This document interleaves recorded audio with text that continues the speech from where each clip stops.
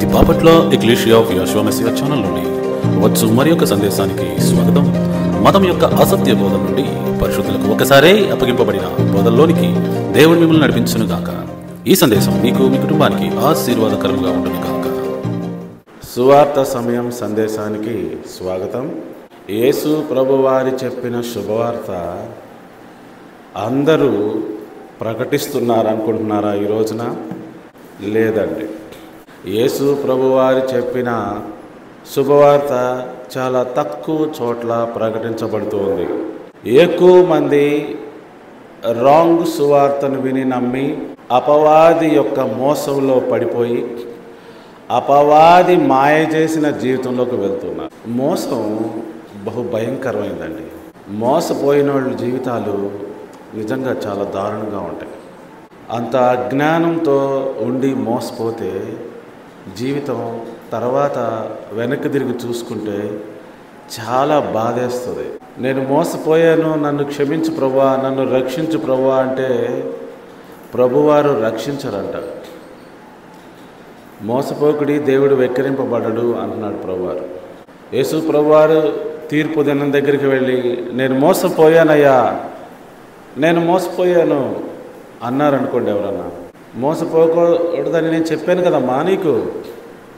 మోషే లాంటి ప్రవక్తలను ఇచ్చాను, అపోస్తలు లాంటి మంచి బోధకులను ఇచ్చాను, బాపట్ల ఎక్లీషియా లాంటి మంచి సంఘాన్ని ఇచ్చాను, అయినా నువ్వు ఎలా మోసపోయావు? ఇట్టి మోసకరమైన పరిస్థితికి నువ్వెందుకు వెళ్ళావు? నీవు దేవుని వాక్యాన్ని పరిశీలించలేదు, నువ్వు అసలు ఆలోచించనే లేదు. అందుకే ఈరోజు నా ఎదుట తీర్పులో నిలబడ్డావని యేసు ప్రభువారు అనబోతున్నారు. జ్ఞానము వివేకము లేకపోతే మన జీవితంలో ఏమీ లేదండి. అంతా మాయ, మోసం. ఖుషి లేదు, అభివృద్ధి లేదు. ఈ ప్రపంచంలో దేవుని శుభవార్త కాకుండా రాంగు శుభవార్తని అందరూ ప్రకటిస్తున్నారు. దాని నుంచి బయటపడాలి అన్న విషయాన్ని నేను మీ ముందుకు తీసుకొస్తున్నాను. ఎందుకంటే దేవుడు తన కుమారుని పంపి చెప్పిన శుభవార్త వేరు. మెరిసేదంతా బంగారం కాదు. వ్యక్తులందరూ బయటికి కనపడితే మంచోళ్ళు కాదు. పాస్టర్లు అందరూ నిజమైన పాస్టర్లు కాదు. సంఘములు అని మైకులు పెట్టి బోధిస్తున్న ప్రతి సంఘము కాదు. జాగ్రత్తగా పరిశీలించకపోతే మాయలో మోసంలో నువ్వే పడతావు. దేవుని ఎదుట నిలబడి తీర్పులో అయ్యా నేను మోసపోయాను, అయ్యా నాకేం తెలియదు. తెలియనప్పుడు ఎందుకు నమ్మావు అంటాడు ప్రభువారు. తెలివి తక్కువగా ఒక విషయాన్ని ఎందుకు నమ్మావు? కనబడే స్వస్థత కాదు, పరిశుద్ధుడిగా కనపడే ప్రతి ఒక్కడూ పరిశుద్ధుడు కాదు. ఈ విషయాన్ని నేను దేవుని వాక్యంలో చెప్పి ఉంచానుగా. నువ్వెందుకు ఆలోచించలేదు? నువ్వెందుకు పరిశీలించలేదు? ఊరికే జనాలు తండోపతండాలుగా వెళ్తుంటే అదే నిజమని నమ్ముకున్నావుగా. నువ్వు పెద్ద బిల్డింగ్ చూసి మోసంలో పడ్డావుగా. నువ్వు ఇదే దేవుని సంఘం అయి ఉంటుందిలే అనుకున్నావుగా. నువ్వు ఆలోచించట్లేదు కదా. నువ్వు మోసపోయావు. నీవు నా రాజ్యానికి అర్హురాలు కాదు, అర్హుడు కాదు. ఎవరైతే సత్య విషయంలో, నిజమైన రక్షణ విషయంలో, నిజమైన సువార్త విషయంలో మోసపోతారో వారు దేవుని రాజ్యం చేరరండి. యేసు ప్రభువారు ఏమన్నారు? ప్రభువా ప్రభువా అని పలుకు ప్రతివాడు నా రాజ్యం చేరడు, నా తండ్రి చిత్తం ప్రకారం చేసేవాడే చేరతాడు. అసలు చాలామందికి తండ్రి చిత్తం ఏంటో తెలియదు, ఇంకా చేయటం ఏంటో వాళ్ళకేం తెలుస్తుంది. చూడండి ఎంత భయంకరమైన మోసం జరుగుతుందో. ఎక్కడ పడితే అక్కడ కోటాలు, ఎక్కడ పడితే అక్కడ సంఘాలు, పాస్టర్లు, మీటింగులు, ఎక్కడ పడితే అక్కడ మోసమే జరుగుతుంది. ఇది ఏంటో తెలియకుండా బోధించేవాళ్ళు చాలామంది ఉన్నారు. ఇది ఏంటో తెలియాలి. అందుకే ఈరోజు చెప్తున్నాను, జాగ్రత్తగా గమనించండి. ఒక దొంగ దొంగ దొంగ దొంగ దొంగ అంటుంటే అమాయకులైన వాళ్ళు ఏం చేస్తారు తెలుసా? వాడిని దొంగ అనుకోరు. దొంగే దొంగ దొంగ అంటున్నాడు. మోసంలో నుంచి బయటపడాలనే కదా నేను చెప్తుంది. ఈరోజు చూడండి, క్రైస్తవ మతంలో ఏమాత్రం సత్యం లేదని నేను చెప్తున్నాను. మీకు నిరూపిస్తాను ఇప్పుడు. క్రైస్తవ మతమే ఇతరుల్ని కల్ట్ అంటుంది. క్రైస్తవ మతమే పెద్ద కల్టు. అది ఇతరుల్ని కల్ట్ అంటవేంటి?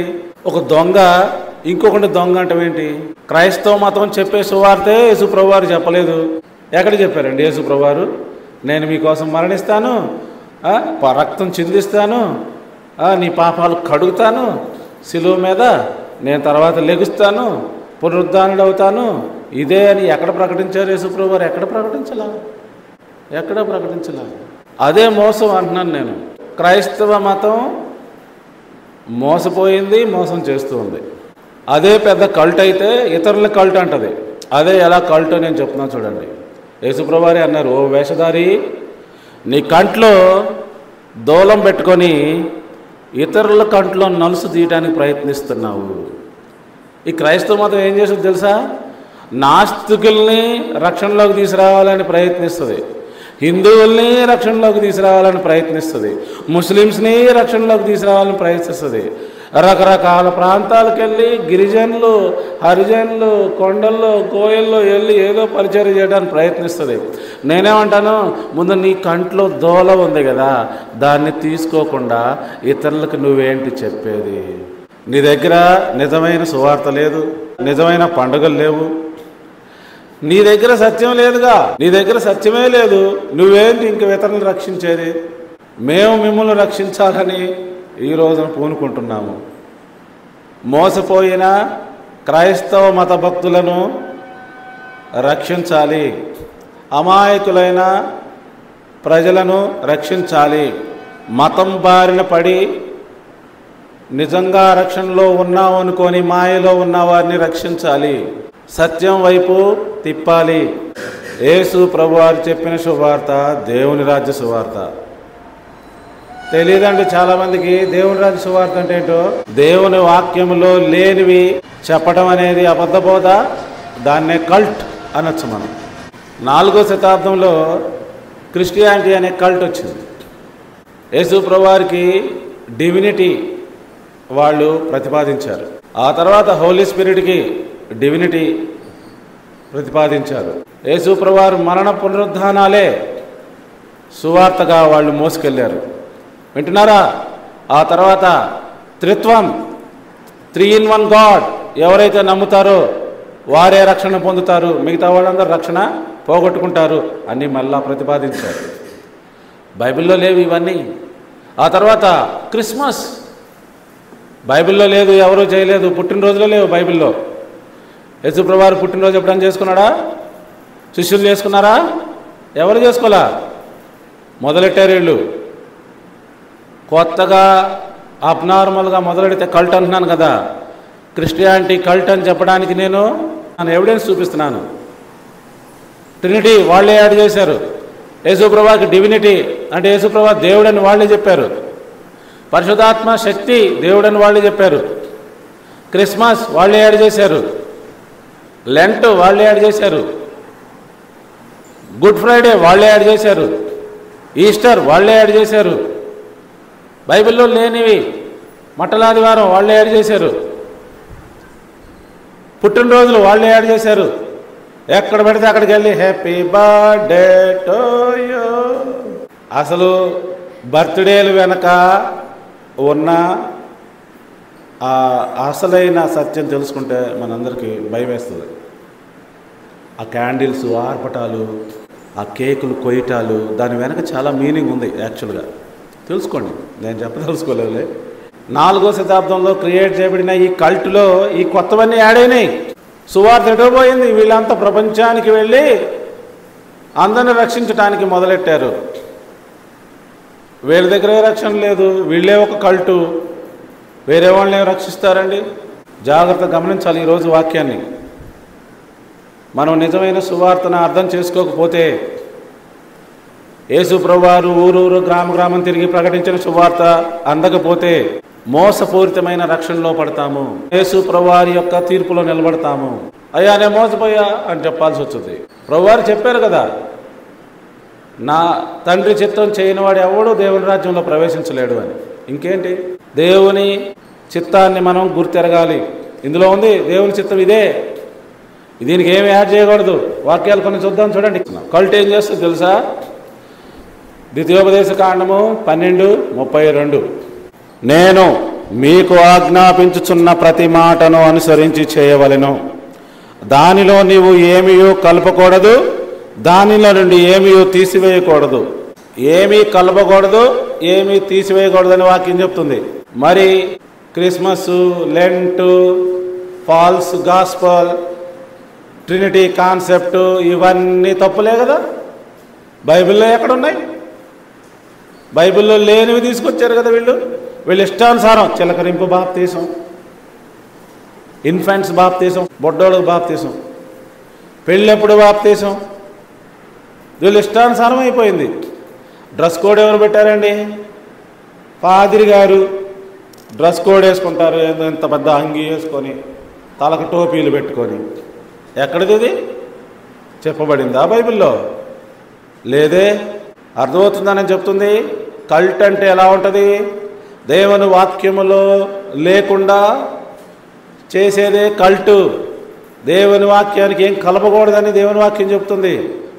అయినా కలుపుతారు, కొన్ని తీసేస్తారు కూడా. ఇది నిజమైన కల్ట్ అంటే. అది 4వ శతాబ్దంలో క్రిస్టియానిటీగా మారింది. క్రిస్టియానిటీ అనేది ఒక కల్టు, అది 4వ శతాబ్దంలో క్రియేట్ చేయబడింది. యేసు ప్రభువారు కూడా తిట్టాడండి. ఏం తిట్టాడు ఆయన? చూడండి, మత్తయి సువార్త 15వ అధ్యాయం 9వ వచనం. కల్ట్నే తిట్టాడు ఇక్కడ. వేషధారులారా, ఈ ప్రజలు తమ పెదవులతో నన్ను ఘనపరుచుదురు, కానీ వారి హృదయం నాకు దూరంగా ఉన్నది. మనుషులు కల్పించిన పద్ధతులు దైవోపదేశములని బోధించుచు వారు నన్ను వ్యర్థముగా ఆరాధించుచున్నారు అని యెషయా మిమ్మల్ని గూర్చి ప్రవచించిన మాట సరియే అని వారితో. ఇదిగో కల్టు. కల్టే ఎలా ఉంటుందండి? వీరు మనుషులు కల్పించిన పద్ధతులు దైవోపదేశములని బోధించుచూ ఉంటారు. ఓ క్రైస్తవ మతమా, నీవు మారు మనసు పొంది దేవుని వాక్యము ఆజ్ఞలకు తిరగాలి, లేకపోతే నీవు రక్షించబడవు. నువ్వు మోసపోతున్నావు, పలువురిని మోసం చేస్తున్నావు. నీకు సువార్త తెలియదు ఇంతవరకు. సువార్త తెలుసుకో. ఈ రోజున మనం సువార్తని చెప్దాం వాళ్ళకి. ఏమంటున్నాడు ప్రభువారు? మనుషులు కల్పించిన పద్ధతులు అవే కదా. మట్టల ఆదివారము, లెంటు. అసలు మన చిన్నప్పుడు మనకు భస్మ బుధవారం తెలుసా? మనకు తెలుసా ఎవరికన్నా భస్మ బుధవారం? ఈ మధ్య కాలంలో బాగా పాపులర్ అయిపోయిందనమాట. ఇది ఎక్కడి నుంచి వచ్చింది? కల్ట్ దగ్గర నుంచి వచ్చింది. వీళ్ళు చేసే పద్ధతులు, ఆచారాలు అవన్నీ వీళ్ళు సొంతగా క్రియేట్ చేసుకున్నవే. దేవుని వాక్యానుసారంగా నడవాలి అని ఎందుకు చెప్తుంది తెలుసా బైబిల్? ఎందుకంటే దేవుని వాక్యం అంటే రాజుగారు పలికిన ఆజ్ఞ, శాసనం. శాసనాన్ని ఎవరు ఫాలో అవ్వాలి? ఆ రాజ్య పౌరులు ఫాలో అవ్వాలి. ఇంకొక వచనం చూద్దాం. గలతీయులకు రాసిన పత్రిక 1వ అధ్యాయం 8వ వచనం. మేము మీకు ప్రకటించిన సువార్త గాక మరి ఒక సువార్తను మేమైనను పరలోకం నుండి వచ్చిన ఒక దూత అయినను మీకు ప్రకటించిన ఎడల అతడు శాపగ్రస్తుడవును గాక. వేరే సువార్త వైపుకు వెళ్ళొద్దు అంటున్నాడు. మేము ఇది వరకు చెప్పిన ప్రకారం ఇప్పుడును మరలా చెప్పుచున్నాము, మీరు అంగీకరించిన సువార్త గాక మరి ఒకటి ఎవడైనను మీకు ప్రకటించిన ఎడల వాడు శాపగ్రస్తుడవును గాక. శాపం పెడుతున్నాడండి.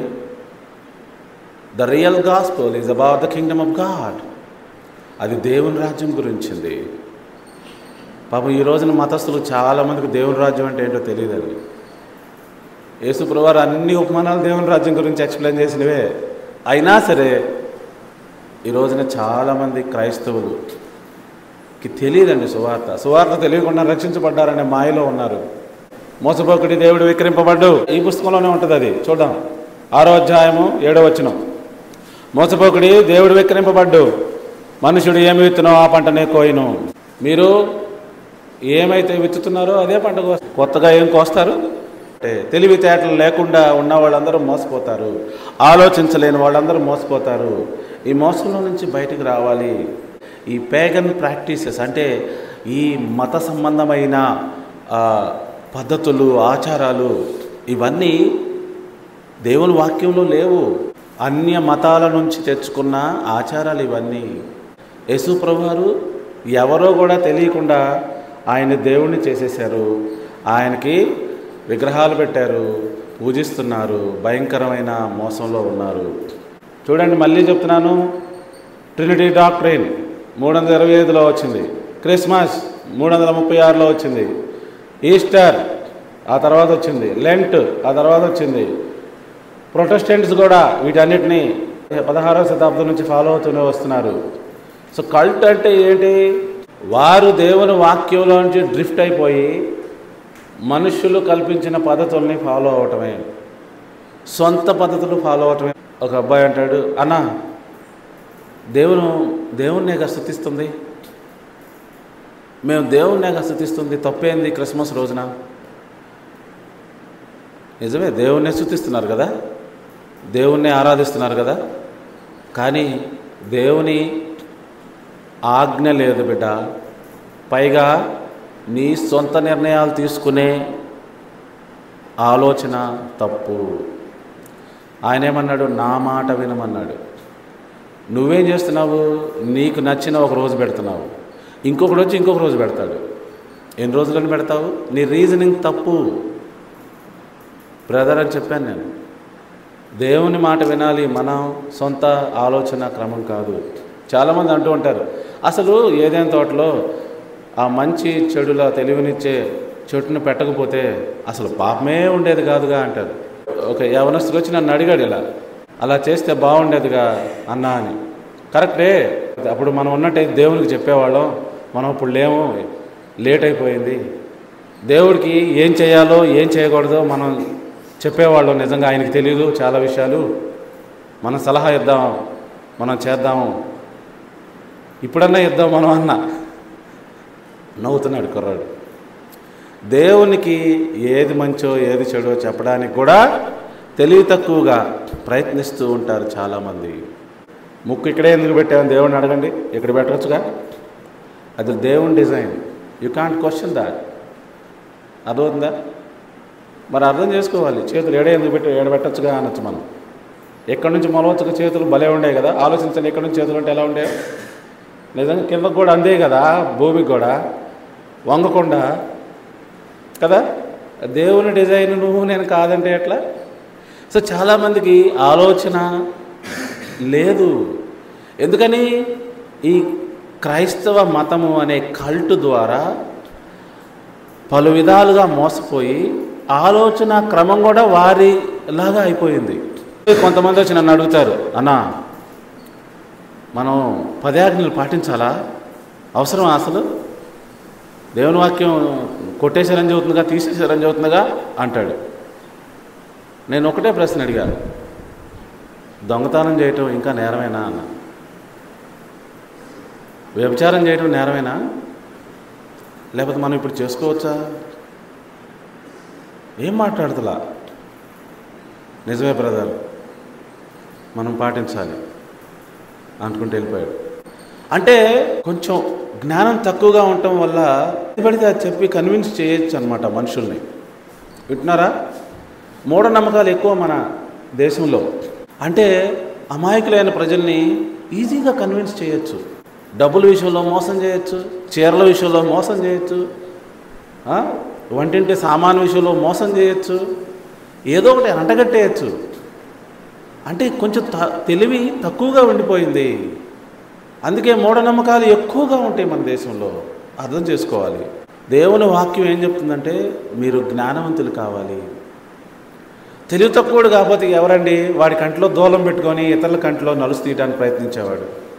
వాడి ఇంట్లో ఒంట్లో పాపం పెట్టుకొని ఇతరులకి పరిశుద్ధత నీతి ప్రకటించేవాడిని ఏమన్నా చెప్పండి, మీరు చెప్పండి.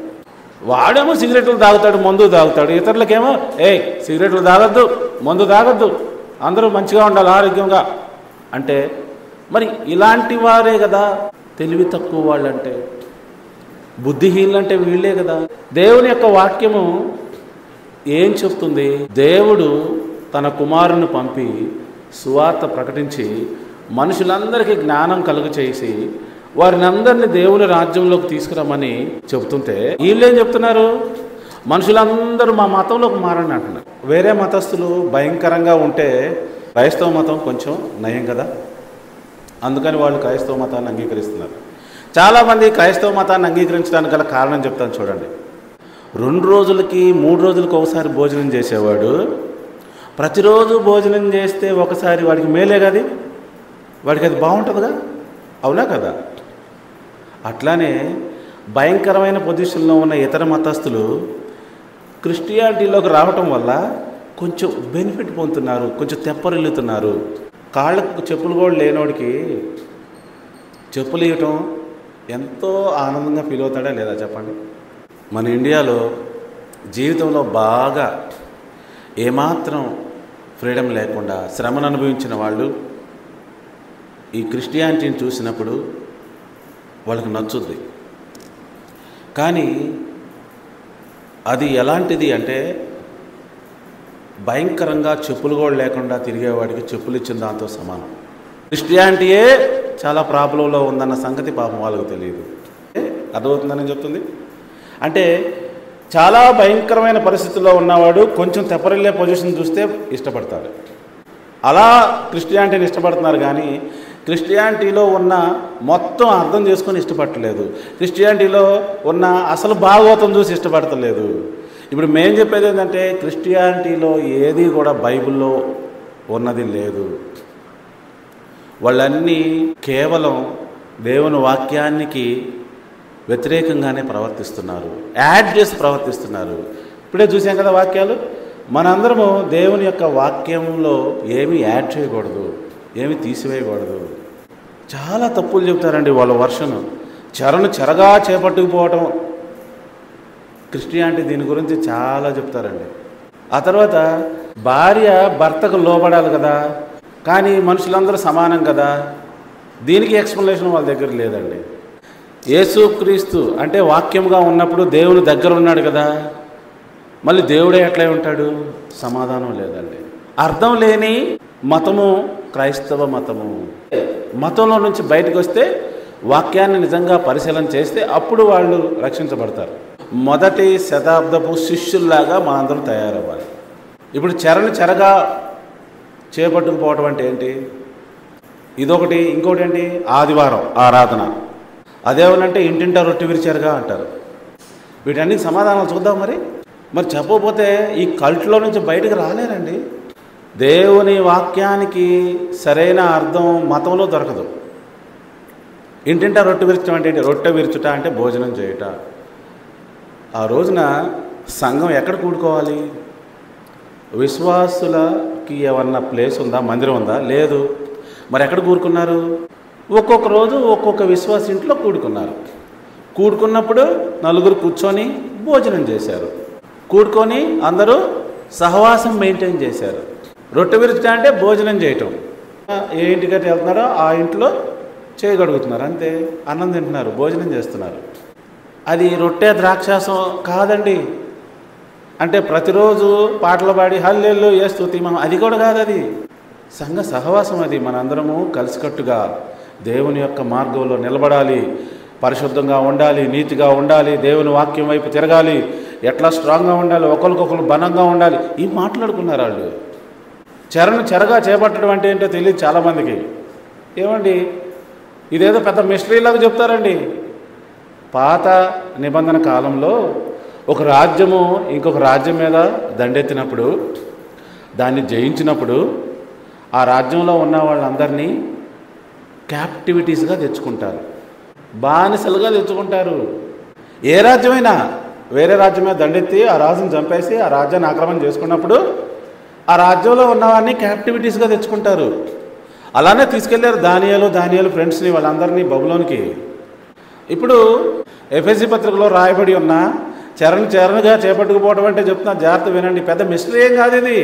యేసు ప్రభువారు ఈ లోకానికి వచ్చే సమయానికి మనందరము అపవాది రాజ్యములో మగ్గుతున్నాము. ఎలా?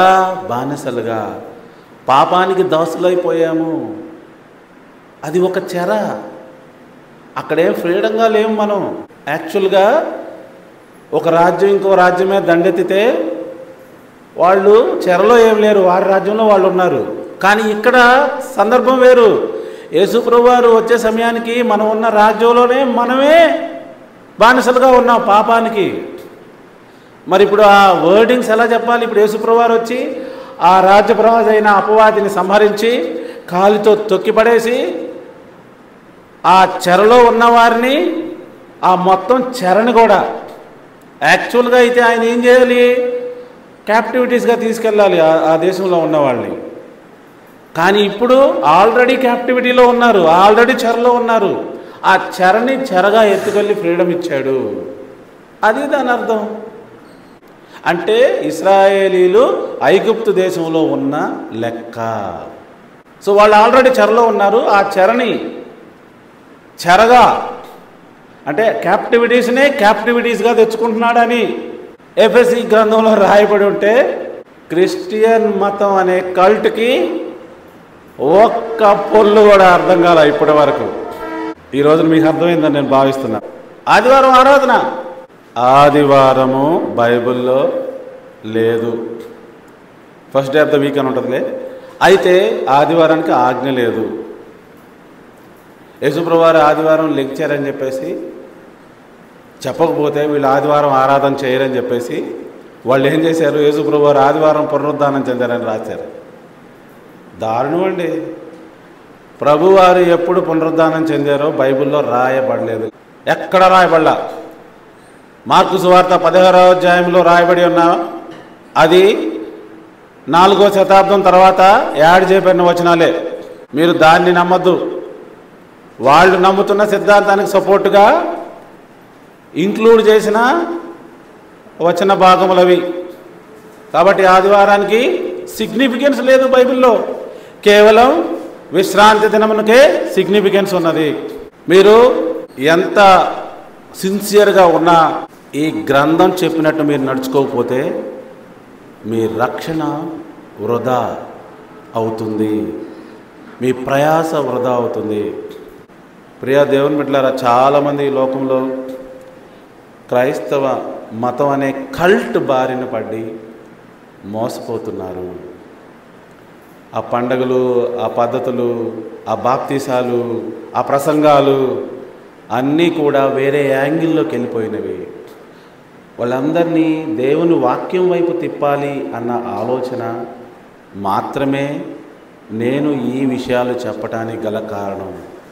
అందరూ నిజమైన మారుమనసు పొందాలి, నిజమైన సువార్త వినాలి, నిజమైన పండుగలు చేయాలి, నిజమైన దేవుని యొక్క పద్ధతులు పాటించాలి. యేసు ప్రభువారిలాగా, యేసు ప్రభువారి శిష్యులు వలె జీవించాలి. అలా జరగాలి అంటే ఈ క్రిస్టియానిటీ అనే కల్ట్ నుంచి బయటికి రావాలి. ఒక దొంగే దొంగ దొంగ దొంగ అంటే ఎలా ఉంటుందో ఈ క్రైస్తవులే చాలామందిని కల్ట్లు అని అంటున్నారు. మీరే పెద్ద కల్ట్ అన్న సంగతి తెలియదా? అత్యంత ప్రాముఖ్యమైన విషయం ఒకటి చెప్పి నేను యేసు ప్రభువారు చెప్పిన సువార్తలోకి వెళ్తాను. ప్రాముఖ్యమైన విషయం ఏంటో తెలుసా? కొత్త నిబంధన ఎందుకు చేయబడిందో తెలుసా? ఇశ్రాయేలీలు దేవుని బిడ్డలు దేవుని ఆజ్ఞలు పాటించలేక సచికలు పడుతున్నారు కాబట్టి కొత్త నిబంధన చేశాడండి దేవుడు. ఇదే విషయం రాయబడి ఉంది. మీరు ధర్మశాస్త్రాన్ని పాటించలేక పాపము చేస్తూ భయంకరమైన జీవితం కలిగి ఉంటున్నారు కాబట్టి నేను మీకు ఈ వేరే నిబంధన చేస్తా. ఆ నిబంధన ప్రకారం నా ధర్మ విధులు, నా ధర్మశాస్త్రము మీ హృదయాల మీద రాస్తా. నా పరిశుద్ధాత్మ శక్తిని మీకు ఇస్తా. మీరు దేవుని ధర్మశాస్త్రాన్ని పాటించగలుగుతారు. అలాగే నా కుమారుని పంపుతా, మీ ముందు ధర్మశాస్త్రాన్ని పాటించి నీతిమంతుడిగా జీవించి చూపిస్తాడు అని తండ్రి అయిన దేవుడు చెప్పాడు. సో ఈ రోజున క్రైస్తవ మతం అనే పెద్ద కల్ట్ ఏమంటారు తెలుసా అండి? ధర్మశాస్త్రం కొట్టువేయబడిందంట. అందరు నాతో కూడా అనండి, ఇది చాలా ఇంపార్టెంట్. కొత్త నిబంధన ఎందుకు చేయబడిందంటే పాత నిబంధనలో ఇచ్చిన ధర్మశాస్త్రమును పాటించలేక, అనుసరించలేక సతికిలబడిన వారి కోసం దేవుడు కొత్త నిబంధన చేసి దాని ప్రకారం ధర్మ విధులను, ధర్మశాస్త్రమును వారి హృదయంలో రాసి చక్కగా అనుసరించేటట్లు చేస్తున్నాడు. ఇది కొత్త నిబంధన. ఇప్పుడు మేము యేసుక్రీస్తు భక్తులం, యేసుక్రీస్తు మా దేవుడు, కొత్త నిబంధన జనులము అని చెప్పుకుంటూ ధర్మశాస్త్రాన్ని పక్కకు నెట్టేయడం అనేది అసలు ఏ రకంగా దీన్ని అభివర్ణించాలో నాకు అర్థం కావట్లేదు. ఆలోచిస్తున్నారా మీరు? ఇది కదా మోసం అంటే. పైగా ప్రపంచవ్యాప్తంగా వెళ్ళి సువార్త సేవ చేయాలని కంకణం కట్టుకుంటారు. సువార్త తెలియదు వారికి, నూతన నిబంధన అంటే అర్థమే లేదు. ఓ క్రైస్తవ మత విశ్వాసి, నీ కంట్లో పెద్ద దూలం పెట్టుకున్నావు. నువ్వు ఇతర మతస్థుల దగ్గరికి వెళ్ళి కంట్లో నలుసు తీయటానికి ప్రయత్నించకు. ముందు నిన్ను నువ్వు సంస్కరించుకో. దేవుని వాక్యం వైపు తిరుగు, మారు మనసు పొందు. ఏమి కలపబాకు, ఏమి తీసివేయబాకు. దేవుని వాక్యాన్ని ధర్మశాస్త్రంలాగా గుర్తించి చక్కగా నడుచుకో. ఇది మరి నిజమైన కల్ట్కి సంబంధించిన విషయాలు. ఇప్పుడు యేసు ప్రభువు వారు చెప్పిన శుభవార్త ఏంటో చెప్పి నేను ముగిస్తాను. ఏం చెప్పాడు ఆయన? దేవుని రాజ్య సువార్త ఆయన ప్రకటించాడు. దేవుని రాజ్యం అంటే, ఒక రాజ్యంలో ఏమేమి ఉంటాయో చెప్తున్నా చూడండి. ఒక రాజ్యంలో ముందు ఒక ఏరియా ఉంటుంది, పరిపాలించడానికి ఒక ఏరియా, దాన్నే రాజ్యం అంటారు. దానికి ఒక రాజు ఉంటాడు. ఆ రాజుగారికి ఒక మంత్రివర్గం ఉంటుంది. ఆ రాజుగారికి ఒక సైన్యం ఉంటుంది. ఆ రాజుగారి ఆ రాజ్యంలో పౌరులు ఉంటారు. ఆ రాజుగారు చెప్పిన ఆజ్ఞలన్నీ కలిపి ఒక శాసనం ఉంటుంది, అదే ధర్మశాస్త్రం అంటారు. ఆ రాజ్యంలో ఉన్న ప్రజలందరికీ వారం వారం సెలవు దినం ఒకటి ఉంటుంది, ఏదో ఒక రోజు విశ్రాంతి దినం. ఒక సంవత్సరంలో వాళ్ళు పాటించదగిన పండుగలు కొన్ని ఉంటాయి. రాజుగారికి ఆరాధన ఉంటుంది, రాజుగారికి ఇచ్చే ఆరాధన ఉంటుంది, రాజుగారికి ప్రార్థన చేసే విధానం ఉంటుంది. ఇంత ఉంటుందండి రాజ్యం అంటే. దేవుని రాజ్యం అంటే కూడా అంతే. ఆ రాజ్యానికి రాజు యెహోవా. ఆయన తన కుమారుని కూడా పంపి ఒక రాజుని చేశాడు. ఆ రాజ్యానికి ఎవరుంటారు? సైన్యం ఉంటారు, అంటే సెక్యూరిటీ పనిచేసే సైనికులు. ఆ రాజ్యంలో పౌరులు ఉంటారు. ఆ రాజ్యానికి ధర్మశాస్త్రము ఉంటుంది. ఆ రాజ్యానికి ముఖ్యంగా మంత్రివర్గం ఉంటుంది. దీన్ని ఎక్లీషియా అంటారు, సెనెట్. ఫస్ట్ టైం ఎక్లీషియా అన్న వర్డ్ ఎక్కడ వాడబడిందో తెలుసా? సీజర్కి ఎక్లీషియా ఉన్నది. Ecclesia is a Greek word. Caesar అంటే ఎవరు? మొట్టమొదటిగా ప్రపంచవ్యాప్తంగా కాలనీస్ కలిగిన ఒక పెద్ద సామ్రాజ్యానికి రాజు, ఎంపరర్. అతనికి ఎక్లీషియా ఉండేది. వారికి అర్థమయ్యే భాషలో యేసుప్రభువు వారు I will create my ecclesia అన్నాడు. నా సంఘాన్ని నేను కడతానన్నాడు. తన మంత్రి వర్గము, తన కింద పనిచేయడానికి ఏర్పాటు చేసుకున్న వ్యక్తులు. అర్థమవుతుందని చెప్పేది. ఆ తర్వాత పౌరులు. ఆ రాజ్యంలో పౌరులు ఉంటారు. ఒక వ్యక్తి పౌరుడు అవ్వాలంటే ఎలా అవుతాడు తెలుసా మీకు? రాజుగారే సెలెక్ట్ చేసుకుంటాడు. రాజుగారు సెలెక్ట్ చేసుకుంటేనే నువ్వు ఆ రాజ్య పౌరుడివి. రాజుగారు సెలెక్ట్ చేసుకోకపోతే నువ్వు ఆ రాజ్య పౌరుడు కాదు. జాగ్రత్త గమనించండి. యోహాను సువార్త 15వ అధ్యాయం 16వ వచనం చూడండి. మనసు పెట్టి వినాలి, అర్థం చేసుకోవడానికి ప్రయత్నించాలి. ఒక ప్రజాస్వామ్య ప్రభుత్వంలో పాలకులనేమో ప్రజలు ఎన్నుకుంటారు, కానీ రాజ్యాల్లో పౌరుల్ని రాజులు ఎన్నుకుంటారు. రివర్స్. మీరు నన్ను ఏర్పరచుకోలేదు శిష్యులు అంటున్నాడు ప్రభువారు.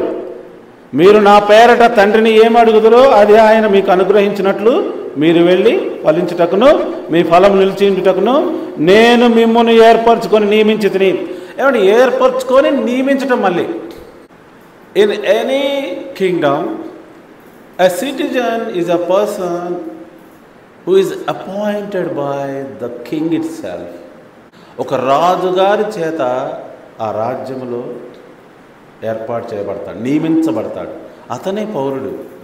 మీరేమనుకుంటున్నారు? ఎవరు పడితే వాళ్ళు పౌరులు అవ్వచ్చు అనుకుంటున్నారా? లేదే, ఎవరు పడితే వాళ్ళు అవ్వలేరు. మత్తయి సువార్త 7వ అధ్యాయం 13వ వచనం. ఎవరు పడితే వాళ్ళు అవుతారు అనుకుంటున్నారా? భలే వాళ్ళే. ఇది దేవుని రాజ్యం. ఎవరిని పడితే వాళ్ళని రానివ్వరు. ఇరుకు ద్వారమున ప్రవేశించుడి, నాశనమునకు పో ద్వారము వెడల్పును, ఆ దారి విశాలమునై ఉన్నది, దాని ద్వారా ప్రవేశించేవారు అనేకులు. జీవమునకు పోవు ద్వారము ఇరుకును, ఆ దారి సంకుచితమై ఉన్నది, దాన్ని కనుగొని వారు కొందరే. అందరికీ ఈ దారి అందదు. గొట్ల గొట్లుగా, తండోపతండాలుగా రావడానికి ఇది క్రైస్తవ మతము కాదు. ఇది దేవుని రాజ్యము. దేవుడు సెలెక్ట్ చేసుకుంటేనే ఎంటర్ అవుతారు. హలో, ఎంతమందికి అర్థమైంది? జ్ఞానం అందరికీ ఫ్రీగా ఇవ్వబడదు. సెలెక్ట్ చేసుకున్న వాళ్ళకి మాత్రమే జ్ఞానం ఇవ్వబడుతుంది. ఈ విషయం అర్థమైతే మీరు ధన్యులే. నేను చెప్పట్లేదు, ప్రభువారు చెప్తున్నారు. సో మీరు నేను ఈ నేరో పాత్లో గుండా రావాలి. ఇది చాలా కాస్ట్లీ అండి. ఇది అంత ఈజీ కాదు. ఈ నేరో పాత్ గురించి కొన్ని మాటలు అంటాను చూడండి. ఇది చాలా కాస్ట్లీ. ఇది ఈ లోకానికి వ్యతిరేకంగా ఉంటుంది. చాలా నేరో పాత్. రిపెంటెన్స్, ఒబీడియన్స్ కావాలి. చాలా తక్కువ మంది దీన్ని కనుగొంటారు. శిష్యులు అడిగారు, ప్రభువా ఏంటి దీనిలో కొంతమంది అయినా రక్షించబడేది? ఇంత టఫ్గా ఉంది. ఎస్, వాళ్ళని నేనే సెలెక్ట్ చేసుకుంటాను అన్నాడు ప్రభువారు. ఎంత అదృష్టవంతులో వాళ్ళు. సో కాబట్టి దేవుని యొక్క నిజమైన సువార్త మనిషిని దేవుని చేత సెలెక్ట్ చేసుకున్న వ్యక్తిని చేస్తుంది. మరి ఇది అర్థం కావాలి. ఎంతమందికి అర్థమవుతుంది? చాలా టఫ్ అండి ఇది. ఆ తర్వాత ఏమవుతారు తెలుసా? పౌరులు దేవుని ఎక్లీషియా సభ్యులవుతారు. మరియు ఇంకేమవుతారు? దేవుని రాజ్యానికి అంబాసిడర్స్ అవుతారు. They represent the kingdom of God. నన్ను చూస్తే దేవుని రాజ్యాన్ని చూసినట్టే, నాతో మాట్లాడితే క్రీస్తుతో మాట్లాడినట్లే. అందుకే యేసుప్రభువారు ఏమన్నారు?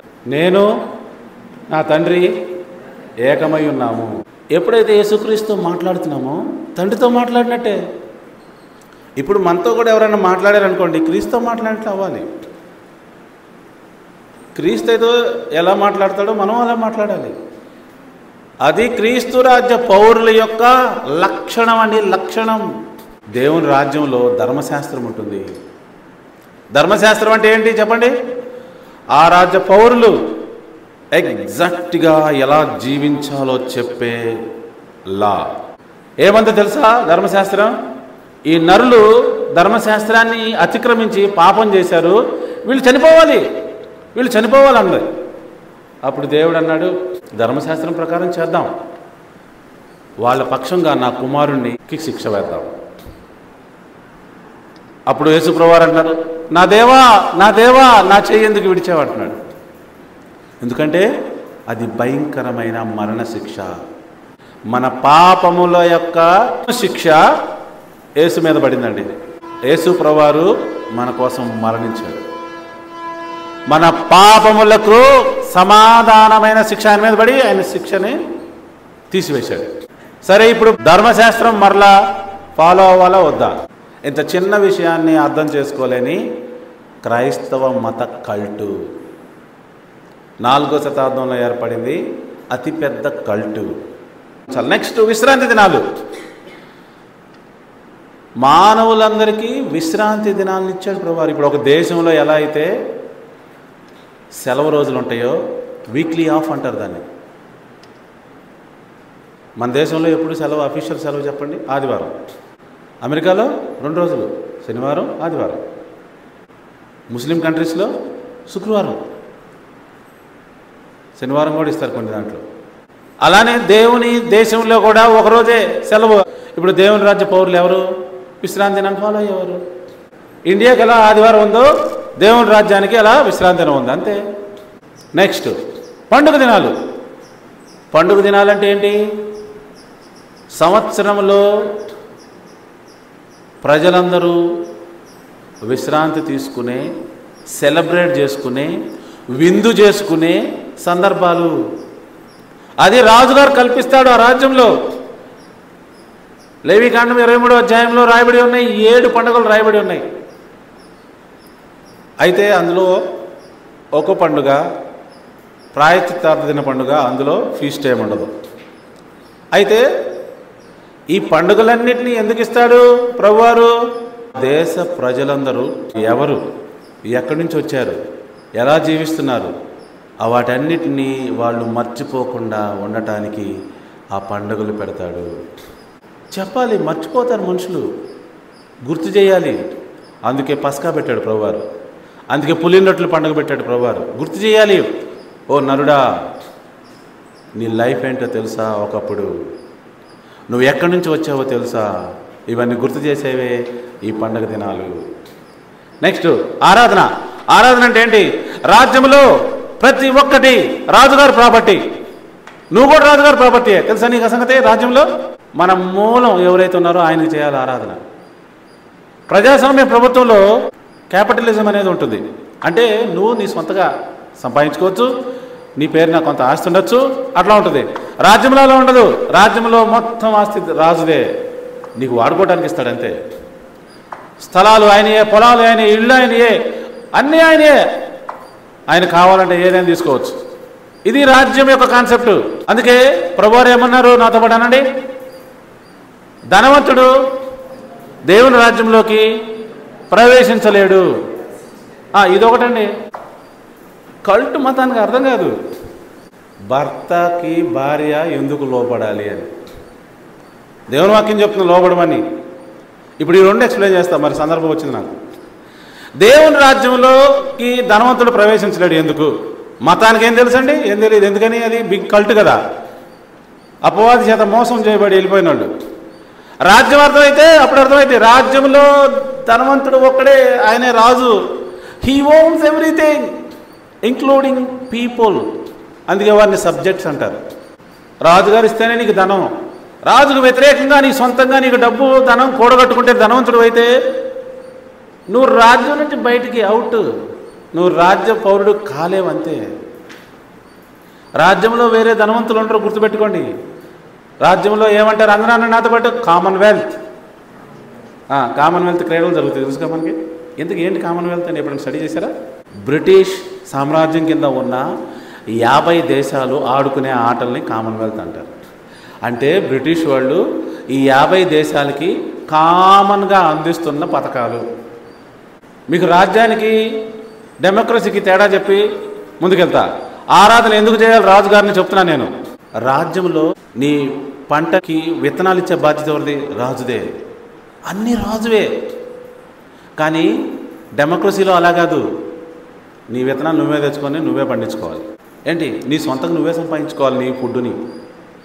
రాజ్యంలో ప్రజలకు ఆహారం లేకపోతే బాధ్యత రాజుదే. కానీ డెమోక్రసీలో అలా కాదు.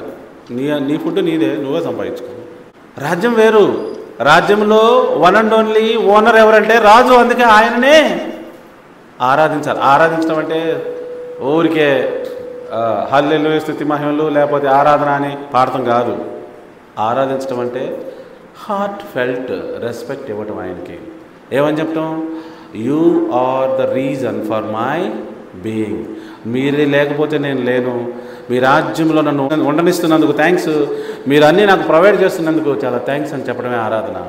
నెక్స్ట్ ప్రార్థన. రాజ్యంలో ఏ పౌరుడైనా రాజుగారికి ప్రార్థన చేయాలి. పౌరుడికి హక్కు ఉంటుంది. ఏమని? రాజుగారి దగ్గరికి వెళ్ళి విన్నపం చేసుకోవటానికి. ఎందుకని తెలుసా? పౌరుడు అంటే సబ్జెక్ట్. పౌరుడి బాధ్యత రాజుది కాబట్టి ఆ పౌరుడు ఆ రాజుగారికి ఖచ్చితంగా ప్రార్థన చేయాలి, చెప్పాలి, తన ప్రాబ్లం చెప్పాలి, అడగాలి, విన్నవించుకోవాలి. అది వాడి హక్కు. ఎలా అయితే తండ్రికి కుమారులు చెప్తారో ప్రతిదీ అట్లా అన్నమాట. రాజుగారు ఒక తండ్రి.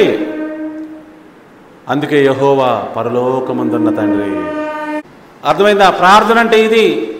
ఇవన్నీ రాజ్యంలో ఉంటాయి, మతంలో ఎక్కడ ఉంటాయండి? అందుకే మతంలో సువార్త తెలియదు. మతానికి తెలియనటువంటి విషయాలు నేను ఇప్పుడు చెప్తా అన్నా కదా. ఏంటది? ముందు ఒకటి చెప్తున్నా చూడండి, భార్య భర్తకి ఎందుకు లోబడాలి? భార్యాభర్తలు ఇద్దరు సమానం అయితే ఇది ఎలా కుదురుద్దండి? మీ ఇద్దరు సమానమును మళ్ళీ ఒకరికొకరు లోబడాలి, ఇది ఎట్లా కుదురుద్ది? Which is impossible, it is paradox అంటారు దాన్ని. భార్యలు భర్తకి లోబడాలి. ఎలా? సంఘము క్రీస్తుకు లోబడినట్లు.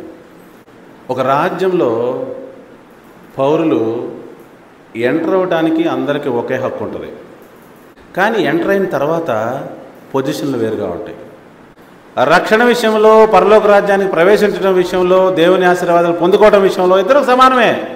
కానీ ఎక్కడ సమానం కాదు? భర్త భార్యకి హెడ్ అయి ఉన్నాడు. దేవుడిచ్చిన రోల్ అది, ప్రోటోకాల్ అది. అయితే భార్య ఒక మాట అనొచ్చు, నువ్వు క్రీస్తులాగుంటే నేను సంఘంలాగా ఉంటాను అనొచ్చు, తప్పులేదు అది. అతను క్రీస్తులాగుంటే నువ్వు ఫాలో అవ్వాలి మరి, అంతేగాని మన ఇద్దరం సమానం కాబట్టి నీ మాట నేను వింటాను అనకూడదు భర్త. అది దేవుని వాక్యం విరోధం. దేవుని వాక్యం ఏం చెప్తుంది? సంఘమునకు శిరస్సు ఎవరు? క్రీస్తు. క్రీస్తుకు శిరస్సు సంఘం కాదుగా, కానీ చేసేసారు ఇక్కడ. చూడండి ప్రియా దేవుని బిడ్డలారా, భర్త భార్యను ప్రేమించాలి, భార్య భర్తకు లోబడాలి. ఇది దేవుని యొక్క ప్రోటోకాల్. నువ్వు నేను కాదంటానికి కుదరదు. ఇద్దరికి ఎంట్రన్స్ ఒకే ఎంట్రీ, కానీ ఎంట్రీ అయిన తర్వాత లెవెల్స్ వేరు. దేవుని యొక్క రాజ్యం ఉన్నదని తెలిస్తే, అందులో అధికారం ఉన్నదని తెలిస్తే, అందులో ప్రోటోకాల్స్ ఉన్నాయని తెలిస్తే కదా నీకు అర్థం అవటానికి. నువ్వు మతంలో ఉన్నావు, నీకేం తెలుసు? మతం అనే కల్ట్లో ఉన్నావు, నీకేం తెలుసు? అందుకే ఏమీ అర్థం కాదు. ఇంకోటి ఏంటి నేను చెప్తానన్నది చెప్పేసానా? ఇదొకటి, ఇంకోటి అన్నా, మతానికి తెలియని ఇవన్నీ. సో ఈ విధంగా దేవుని రాజ్య సువార్తని అందరూ అర్థం చేసుకోవాలి. అదే తన కుమారుని ద్వారా తండ్రి ఊరూరా గ్రామం వెళ్ళి ప్రకటించమని చెప్పింది. యేసుప్రభువారు అలా చేశారు. చాలా తక్కువ మంది విశ్వసించారు. ఎందుకని? అర్థం అవడం కష్టం కదా, ఇరుకు మార్గం కదా. ఈ రోజున నేను అదే చెప్తున్నాను, ఎందరైతే యేసుక్రీస్తు వారు చెప్పిన సువార్తను అర్థం చేసుకుంటారో వారే ఇప్పుడు ఉన్నారు, ఉండబోతున్నారు. వారే నిజంగా ఫ్రీడమ్గా లైఫ్ని జీవిస్తూ ఉంటారు. సో నేను చెప్పిన మొట్టమొదటి పాయింట్ మళ్ళీ చెప్తున్నా, మెరిసేదంతా బంగారం కాదు. అన్ని సంఘాలు దేవుని సంఘాలు కాదు. అందరు పాస్టర్లు దేవుని బిడ్డలు కాదు, దేవుని పాస్టర్లు కాదు. దొంగ అనేవాడు పరిశుద్ధుడు కాదు, మంచోడు కాదు. ఎందుకంటే దొంగలే దొంగ అంటున్నారు, కల్టులే కల్ట్ అంటున్నారు. వాళ్ళ కంట్లో దూలం పెట్టుకొని ఎదుటి వారి కంట్లో నలుసు తీయడానికి ట్రై చేస్తున్నారు. వారే దేవుని వాక్యంలో లేకుండా వేరే మతస్థులంట వాళ్ళ ఊరెళ్ళి రక్షించాలని సువార్త చెప్పాలని ప్రయత్నిస్తున్నారంట. అందరూ యేసు ప్రభువారు ఏ సువార్త చెప్పారా అని బైబిల్లో పరిశీలన చేసి వెతికి అర్థం చేసుకొని ఆ రాజ్యంలోకి చేరాలని మనం చేస్తూ ఈనాటి ఈ సువార్త సమయం సందేశాన్ని ముగిస్తూ ఉన్నాను. Thank you all for joining today. మళ్ళీ వచ్చే వారం ఇదే సమయానికి కలుసుకుందాం. అంతవరకు సెలవు.